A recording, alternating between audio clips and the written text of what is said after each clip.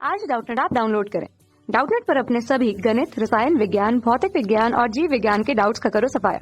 बस प्रश्न की फोटो खींचो, एक ही प्रश्न को क्रॉप करो और तुरंत वीडियो सोल्यूशन पाओ।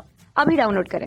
हेलो दोस्तों, आपका प्रश्न है उत्क्रमणीय अभिक्रिया में ताप वृद्धि पर दर किस प्रकार प्रभावित होती है। तो चलिए इस प्रश्न को हल करते हैं।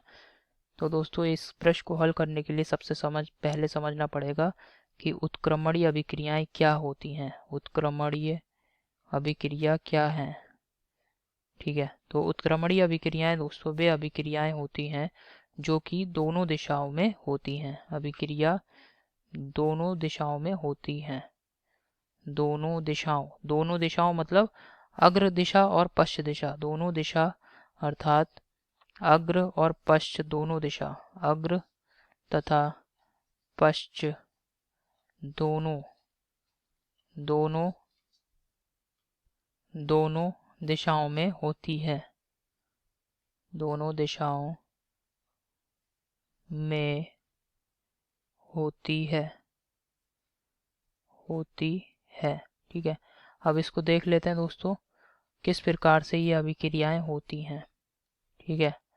तो जैसे यहाँ पे हमने मान लिया कि अभिक्रिया है A + B और इससे दोस्तों हमें उत्पाद मिल रहा है AB।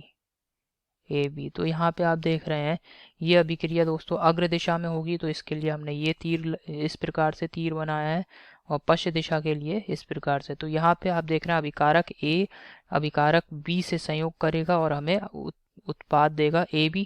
तब दोस्तों अभिक्रिया अग्र दिशा में होगी और उत्पाद जो है AB वो पुनः अभिकारक में परिवर्तित होगा, तब कहेंगे कि अभिक्रिया पश्च दिशा में होगी। तो जब भी हम यहाँ पे ताप को बढ़ाएंगे तो ताप को बढ़ाने पे क्या होगा, अभिक्रिया दोस्तों अग्र दिशा में जिस गति से होगी उसी गति से दोस्तों अभिक्रिया पश्च दिशा में भी होगी। परंतु अगर दोस्तों यहाँ पे हमें प्रश्न में दिया होता कि ये ऊष्माक्षेपी अभिक्रिया है या ऊष्माशोषी अभिक्रिया है, तब दोस्तों हम यहाँ पे कह सकते थे कि अभिक्रिया या तो अग्र दिशा में होगी या फिर पश्च दिशा में, तब यहाँ पे उत्तर भिन्न हो सकता था। परंतु यहाँ पे हमें प्रश्न में ये नहीं दे रखा है कि अभिक्रिया ऊष्माक्षेपीय या ऊष्माशोषी, बस ये बताया गया है कि अभिक्रिया क्या है, उत्क्रमणीय है। तो जब उत्क्रमणीय अभिक्रिया इस प्रकार से हमें कह दिया, तो इस प्रश्न में हम क्या कहेंगे कि ताप जब बढ़ेगा तब दोस्तों अभिक्रिया जो है अग्र दिशा और पश्च दिशा दोनों दिशाओं में समान गति से बढ़ेगी। अभिक्रिया की जो गति है वो अग्र दिशा और पश्च दिशा दोनों दिशाओं में बढ़ेगी। तो इसको ही यहाँ पे लिख रहे हैं। अब ताप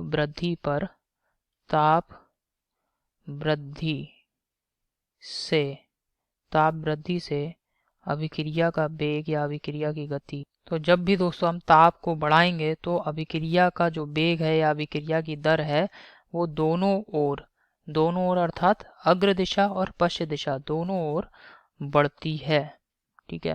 तो यानी जिस दर से अभिक्रिया अग्र दिशा में बढ़ेगी उसी दर से अभिक्रिया पश्च दिशा में भी बढ़ेगी। अभिक्रिया की दर दोनों ओर बढ़ेगी। तो यही हमारे प्रश्न का उत्तर है।